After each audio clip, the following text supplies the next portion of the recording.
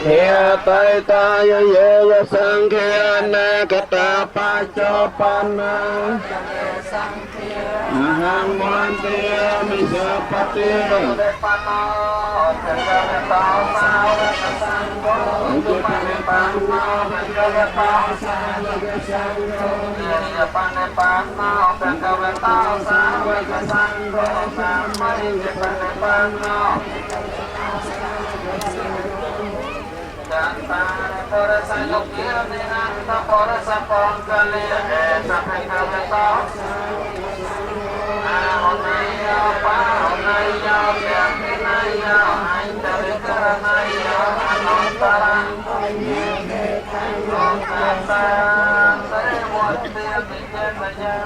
Sapang sapatan le supatan le tang sarai rapatiya ko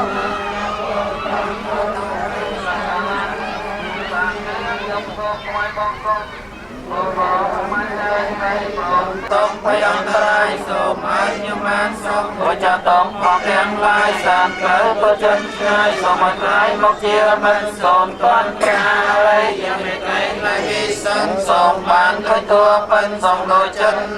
ra tao mà tao bố tự đi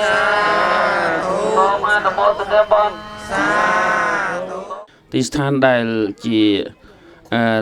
កន្លែងព្រះសម្មាសម្ពុទ្ធទ្រង់កន្លែងបូជាព្រះសពពោលហៅថាមកុដពន្ធនចេតិយ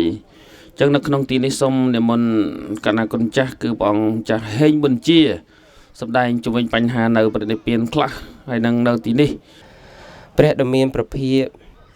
ព្រះអង្គទ្រង់មកកាន់ទីនេះមានប្រយោជន៍សំខាន់ណាស់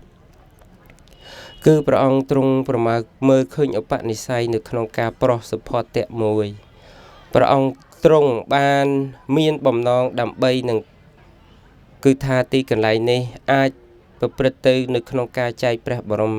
សារីរិកធាតុមួយផងដែរបើសិនជាការដែលព្រះអង្គបរិនិព្វាននៅទីកន្លែងដទៃគឺមុខជាមនុស្សនិងពុទ្ធបរិស័ទតាមនគរផ្សេងបង្ហូរឈាមគ្នាដោយការដណ្ដើមព្រះបរមសារីរិកធាតុនេះជាមិនខានឡើយទើបស្ដេចយាងមកកាន់ទីនេះព្រះដ៏មានប្រភាព្រះអង្គទ្រង់ផ្ដាំផ្ញើសពគ្រប់ប្រការទាំងអស់ដោយដែលពុទ្ធបរិស័ទបានស្ដាប់ហើយថាជីវិតរបស់តថាគតមានតិចជីវិតរបស់តថាគតមានទីពឹងហើយអ្នកទាំងឡាយចូលធ្វើនៅទីពឹងនៃខ្លួនចុះចូលកុំមានសេចក្តីប្រមាទក្រោយអំពីព្រះអង្គបរិនិព្វានទៅហើយពួកមលក្សត្រនៅក្នុងទីនេះមានបំណងដើម្បីធ្វើសក្ការៈគោរពបូជាបាននាំគ្នាមកច្រើនកុះកដែលបានបន្ទាប់អំពីឮដំណឹងថាព្រះដ៏មានប្រភិព្រះអង្គបរិនិព្វានហើយនោះនៅក្នុងការចាត់ចែងរៀបចំយ៉ាងកក្រឹកកក្រែងរួចហើយក្នុងរយៈពេលនោះដោយសារព្រះមហាកាសបៈជាព្រះសង្ឃកថេរៈធំជាងគេនៅក្នុងសម័យកាលដែលព្រះអង្គទ្រង់បរិនិព្វានដែលលោកមានបរិវារប្រមាណជា500មិនទាន់មកដល់នោះគឺថាទោះបីមលក្សត្របានរៀបចំថានឹងចាប់ផ្ដើមបូជាប្រសពនេះត្រង់កន្លែងនេះហើយពោបានដង្ហែមកបូជាប្រសពនៅត្រង់ទីកន្លែងនេះឯងក៏ប៉ុន្តែទេវតាមិនអាចឲ្យភ្លើងនោះឆេះបានឡើយជ្រុតកាត់សេចក្តីមកកាលដែលព្រះមហាកាសបៈលោកមិនទាន់យាងនិមន្តមកដល់ជាមួយនឹងបរិវាររបស់លោកទេគឺទេវតាទាំងឡាយដែលជាអ្នកជ្រះថ្លាជាមួយនឹងព្រះមហាកាសបៈនោះគឺមិនអាចដើម្បីនឹងដុតព្រះបរមសពនោះ ឲ្យមានភ្លើងឆេះបានឡើយពុទ្ធបរិស័ទប្រកាសណាប្រគុណម្ចាស់គ្រប់ព្រះអង្គញាតិញោមពុទ្ធបរិស័ទទាំងឡាយគ្រប់រូបនៅក្នុងកាលដែលព្រះមហាកស្សបៈនិងបរិវាររបស់ខ្លួននិមន្តមកដល់ហើយព្រះមហាកស្សបៈក៏បានចូលទៅកន្លែងព្រះមឈូសមាសរបស់ព្រះសាស្តារួចហើយអធិដ្ឋានថ្វាយបង្គំនៅព្រះបាទីរបស់ព្រះដ៏មានព្រះភិក្ខសភាពដ៏អស្ចារ្យយ៉ាងក្រៃលែងស្រាប់តែព្រះបាទីនៃព្រះបរមសាស្តាលៀនចេញតាមមឈូសមាសធ្វើឲ្យពុទ្ធបរិស័ទមានការភ្ញាក់ផ្អើលហាក់បីដូចជាការទទួលយកនៅការថ្វាយបង្គំអំពីព្រះមហាកស្សបៈដូច្នោះដែរកាលដែលព្រះមហាកស្សបៈបានគោរពនមស្ការថ្វាយបង្គំចំពោះព្រះបរមសាស្តាចប់សពគ្រប់ហើយក៏បានរៀបចំចាប់ផ្ដើមបូជានៅប្រសពព្រះដ៏មានព្រះភិក្ខដោយអំណាចអានុភាពរបស់ទេវតាប្រសពក៏បានបូជាឆេះសពគ្រប់អស់នៅក្នុងការរុំប្រសពពុទ្ធបរិស័ទក៏គប្បីជ្រាបផងដែរពោរុំប្រសពគឺការរុំប្រសពនោះមានកំណាត់យើងមួយជាន់សម្លេងមួយជាន់កំណាត់មួយជាន់សម្លេងមួយជាន់ទាំងអស់ឆ្លាស់គ្នាយ៉ាងនេះសរុបទៅគឺកំណាត់500ជាន់សម្លេង500ជាន់ប៉ុន្តែភ្លើងត្រូវឆេះអស់ហើយឆេះតែកំណាត់ខាងក្រៅនិងខាងក្នុងតែប៉ុណ្ណោះឆេះអស់មិនមានសល់ទេឆេះតែស្រទាប់ខាងក្រៅនិងខាងក្នុងនៅសល់តែព្រះបរមសារីរិកធាតុដ៏ផូរផង់ថ្លៃថ្លាដែលមានព្រះនាលធាតុគឺឆ្អឹងថ្ងាឆ្អឹងដងកំបិតពីព្រះចង្គមកាយ4ពនៅសល់7នឹងពេញបរិបូរណ៍បើគិតជាទម្ងន់នៃព្រះបរមសារីរិកធាតុមានទម្ងន់ប្រមាណជា16នីលទូនព្រាហ្មណ៍ក៏បានចាប់ផ្ដើមចែកនៅព្រះបរមសារីរិកធាតុនៃព្រះដ៏មានព្រះភិក្ខបរមគ្រូជាម្ចាស់នៃយើងចែកសពគ្រប់ប្រការទាំងអស់ក្នុងនគរទាំង8នោះ8ម្នាក់នគរ1 2នីលនគរ1 2នីលគ្រប់នគរទាំងអស់ចុងក្រោយទូនព្រាហ្មណ៍បានឃើញនៅព្រះចង្គមកាយព្រះដ៏មានព្រះភិក្ខមួយបានលើកយកមកសៀតនឹងស្នួតក្បាលនៅក្នុងកាលនោះឯងពោដល់តែសៀតទៅទេវតាពិចារណាឃើញថាទូនព្រាហ្មណ៍มันអាចដើម្បីនឹងរក្សាការពារនៅព្រះចង្គមកាយឬក៏មិនសមគួរដើម្បីនឹងយកនៅព្រះចង្គមកាយព្រះដ៏មានព្រះភិក្ខយកទៅធ្វើសទ្ធោព្រះចេតិយទេក៏បានហូតយកនៅព្រះចង្គមកាយនៃព្រះដ៏មានព្រះភិក្ខនោះយកទៅប៉ុន្តែយើងទាំងអស់គ្នាឥឡូវនេះសរុបរួមសេចក្តីមកយើងបានមកដល់ទីកន្លែងដ៏អស្ចារ្យកន្លែងដែលព្រះដ៏មានព្រះភិក្ខព្រះអង្គទ្រង់បរិនិព្វានកន្លែងបូជាកន្លែងដែលចែកព្រះបរមសារីរិកធាតុកន្លែងដែលធ្វើឲ្យមនុស្សបានសុខសន្តិភាពដោយសារព្រះបរមសារីរិកធាតុបើទោះបីថាមានបំណងដើម្បីបង្ហូរឈាមគ្នាក៏ដោយចុះក៏ប៉ុន្តែអ្នកទាំងអស់គ្នានោះគេយកចិត្តទុកដាក់គេចេះស្ដាប់គ្រូអាចារ្យគេយកចិត្តទុកដាក់គេចេះស្ដាប់ពាក្យព្រានប្រដៅរវាងគ្នានឹងគ្នាផងដែរចឹងសូមឲ្យពុទ្ធបរិស័ទប្រកាសណាប្រគុណម្ចាស់គ្រប់ព្រះអង្គញាតិញោមទាំងឡាយគ្រប់រូបតាំងចិត្តគោរពលោកគ្រូបាអាចារ្យអ្នកចេះអ្នកដឹងដើម្បីធ្វើខ្លួនឲ្យជាបុគ្គលសាវកសតាអ្នកប្រដៅដោយងាយគ្រប់គ្នាដើម្បីមានដំណើរផ្លូវឆ្ពោះទៅកាន់ទីបរមសុខគឺការរួចផុតចាកទុក្ខទាំងអស់គ្នាកុំបីអាខានឡើយសូមអនុមោទនាកណ្ដាគុណម្ចាស់ញាតិញោមពុទ្ធបរិស័ទទាំងអស់ពោជ្រះថ្លាអនុមោទនានៅកន្លែងព្រះសម្មាសម្ពុទ្ធទ្រង់ជួបព្រះនិព្វានហើយយើងបានទៅទេសនាកន្លែងព្រះសម្មាសម្ពុទ្ធទ្រង់រងចាំព្រះអនន្តនិងទីនេះគឺជាពេលចុងក្រោយយើងបានមកទេសនាក្រាបថ្វាយបង្គំនៅមកុដពន្ធនចេតិយកន្លែងបូជាប្រសពរបស់ព្រះធម្មវិភាបានរៀបរាប់សម្ដែងយ៉ាងក្បោះក្បាយដោយគុណចាស់ហេងមុនជាចឹងសូមកណ្ដាគុណចាស់ញាតិញោមទាំងអស់ជ្រះថ្លាអនុមោទនា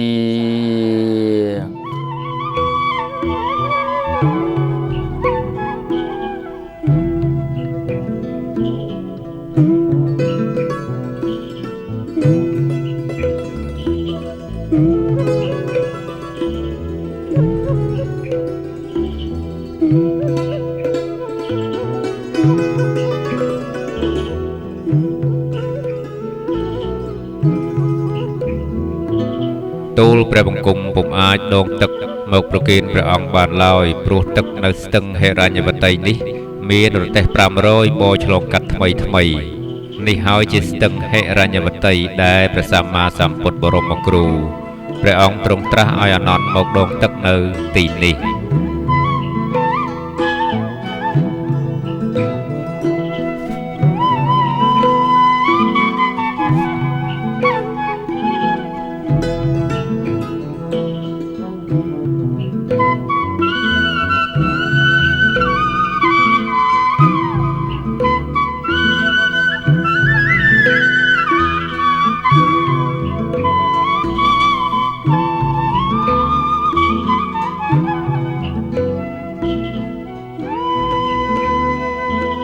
វត្តខ្មែរកុសិនរាជចាប់ផ្ដើមកសាងពីថ្ងៃទី7ថ្ងៃទី17ខែ7ឆ្នាំ2007ហើយក្នុងកាលនោះដីមិនសូវជាថ្លៃប្រហែលទេប៉ុន្តែរៀបនឹងឡើងថ្លៃហើយនឹងសំណាងញាតិញោមពុទ្ធបរិស័ទទាំងអស់គាត់តែជាវដីនឹងភ្លាមដីនឹងជាវនឹងគាត់តែជាវជាង$10,000ញាតិញោមបងជាវជាង$10,000ហើយធ្វើលបងអស់$7,000ញាតិញោមអ្នកលោកដែលអ្នកចាត់ការហើយញាតិញោមពុទ្ធបរិស័ទទាំងអស់ហើយនឹងចាប់ផ្ដើមធ្វើអគារមួយឥឡូវចាប់ផ្ដើមធ្វើអគារនឹង7-2ឆ្នាំតែមួយឆ្នាំជាងឥឡូវទៅមិនបានមួយជាន់ទេបងអគារនឹងមួយជាន់12បន្ទប់មួយជាន់12បន្ទប់ធ្វើ3ជាន់រួមទាំងអស់36បន្ទប់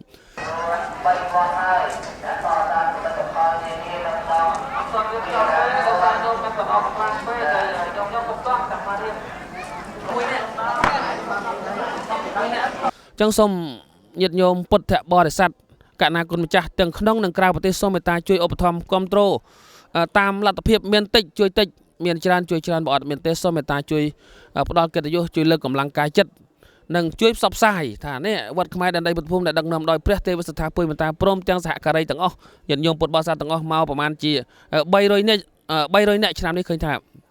មានភាពកក្រឹកកក្រែងណាស់ចឹងសូមកណាគុណម្ចាស់ទាំងអស់ជួយឧបត្ថម្ភតាមកម្លាំងសទ្ធាពេលនេះពេលក្រោយឆ្នាំនេះឆ្នាំក្រោយ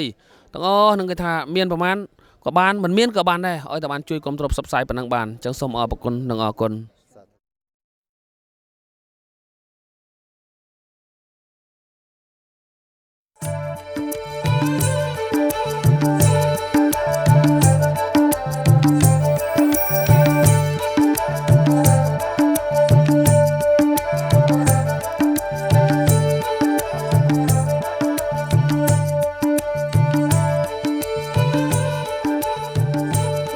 ពេសោភគវីអរហង្គព្រះដ៏មានព្រះភិយអង្គនោះទ្រង់ព្រះនាមថាអរហង្គព្រោះព្រះអង្គឆ្ងាយចាសង្សត្រូវ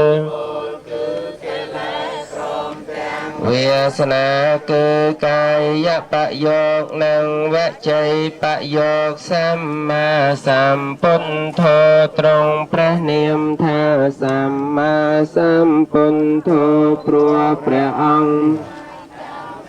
សត្រូវទាំងពេលឡាគឺកាយបយោគនិងវចីបយោគសម្មាសម្ពុទ្ធោត្រង់ព្រះនាម សម្ពុទ្ធោព្រោះព្រះអង្គត្រាស់ដឹងនៅញ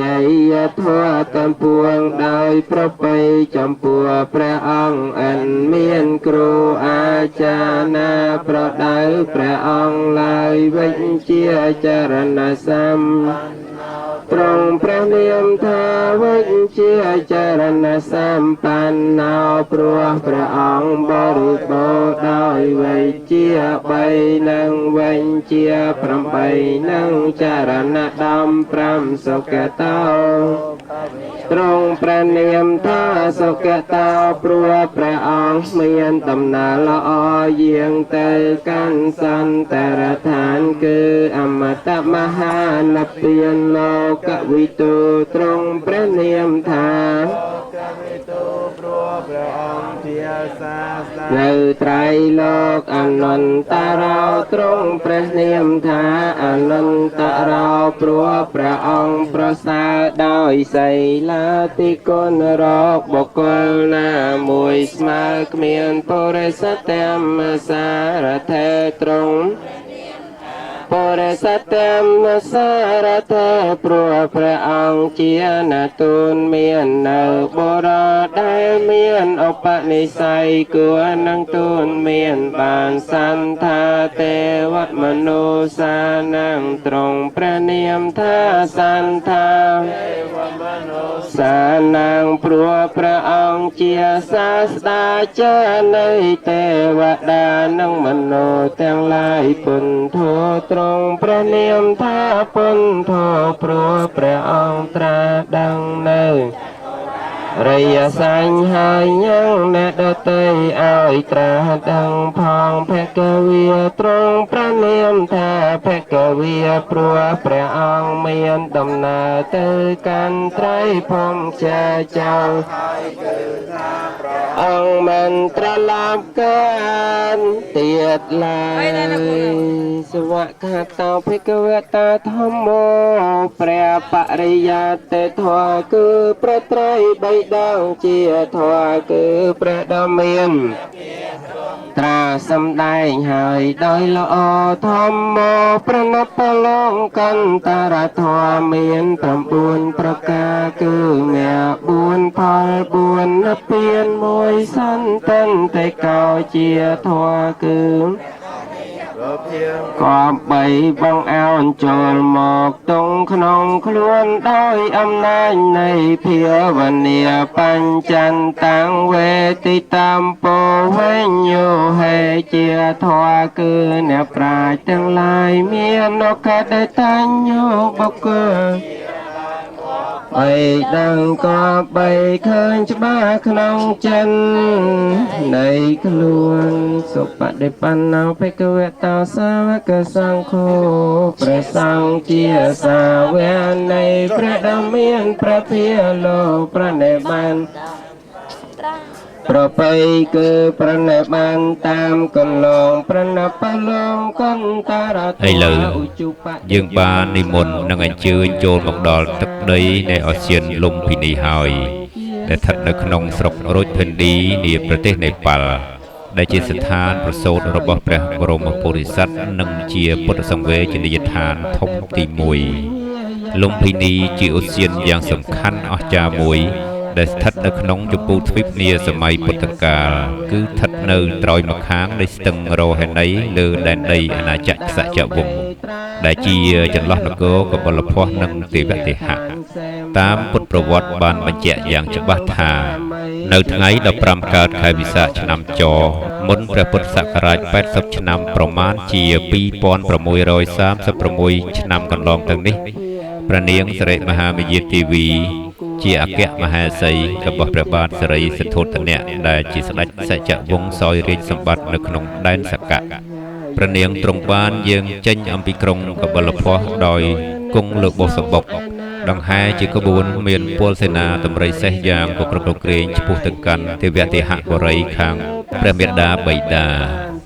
វេលាថ្ងៃចិត្តត្រង់ព្រះនាងទ្រង់មានអាការៈខុសពីសពមួយដងហើយក៏បានបញ្ឈប់ក្បួនដំណើរនៅក្រោមដើមសាលព្រឹកក្នុងអាស៊ានលំពិនីនេះ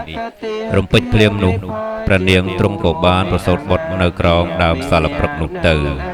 គ្រាន់តែប្រសូតចាកពីឧត្តរនៃបវររាជមេដាភ្លាមព្រះរាជកុមារសិទ្ធត្ថប្រកបទៅដោយសរីរៈរាងកាយភ្លឺស្អាតដោយកែវមណីខុសពីទីរូបទូទៅនិងបរិបូរណ៍ទៅដោយបារមីហើយទ្រង់បានឈានព្រះបាទទៅខាងជើងចំនួន7ជំហានដោយជំហាននីមួយៗសុទ្ធតែមានផ្កាឈូករីកផុសឡើងត្រូវទទួលព្រះបាទគ្រប់ជំហានទាំងអស់ទ្រង់បានលើកប្រហ័សស្ដាំឡើងនិងបានបន្លឺនៅអាសភិវាចាថាអកោហមស្មិលោកសៈចេតថោហមស្មិលោកសៈសេតថោហមស្មិលោកសៈអាយ៉ាងមន្តមីជាតិណដ្ឋិទានិពុណភវុតិព្រះអង្គប្រសូតនៅថ្ងៃសុក្រ15កើតខែពិសាខឆ្នាំចតែថ្ងៃប្រសូតនោះមានភាពអស្ចារ្យជាច្រើនទៀតកងសាយបាយយ៉ាងក្នុងថ្ងៃត្រង់ច្បាំងទីពឹងបាយយ៉ាងថាមានថ្លៃប្រាំងថ្ងៃដិនហើយបាយត្រាំងដិនបានបនមហេមា ជួនពណ៌ត្រង់ទ្របស្បែកព្រៀងខ្លាយជាបាលាំងគំតាំងភាវនានៅគល់ពុទ្ធិប្រកនីទឹងបោភាបាលាំងប្រកវិផងគ្រាសូមអនុមោទនា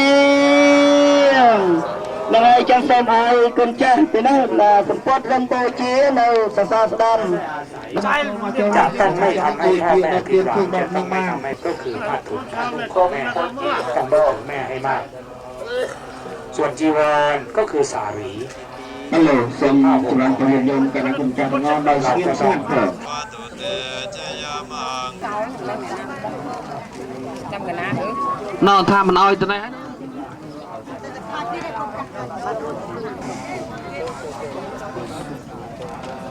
ខ្ញុំសូមអង្គុយចិត្តភ្លើងធូបវិញហ្នឹងខ្ញុំទៅក្រោយ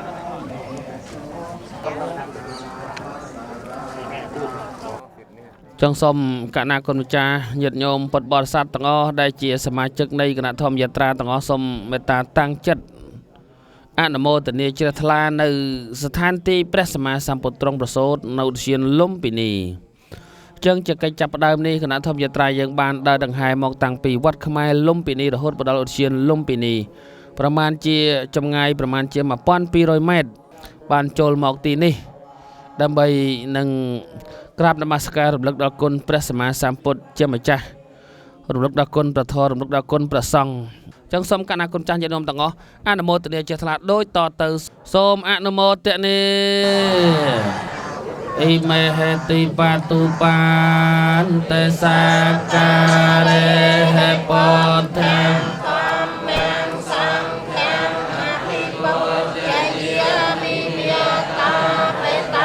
ទីណាំគុណវន្តាហញ្ចមៃហញ្ចតិអត្ថាយហេតាយសុខាយរីកេរយានមស្ការថ្វាយព្រះករុណាចូលមានដល់ព្រះដ៏មានព្រះភាអង្គនោះព្រះអង្គជាព្រះអរហន្ត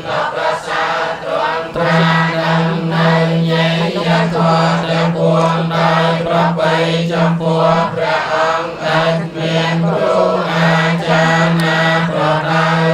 ព្រះអង្គឡើយទៅបិសោភិក្ខវេអរហង្គសម្មាសម្ពុទ្ធោវៃជាចរណសម្បណ្ណោសុខតោលោកវិទូអនន្តរបរិស័ទមស្សាទេសង្ឃាទេវមនោសានាពុទ្ធោភិក្ខវេតេតាំងអរហតិគុណសង្ឃយោតាំងសេរសានសមាមិតាំចពុទ្ធាំអ៊ីមេហេសង្កាចយាវិស្វខាតោភិក្ខវេតាធម្មោទីនេះគឺជាទីសួនឧទ្យានមួយដែលសម័យកាលពីខាងដើមគឺមានភាពរុងរឿងអស្ចារ្យណាស់កាលនោះព្រះនាង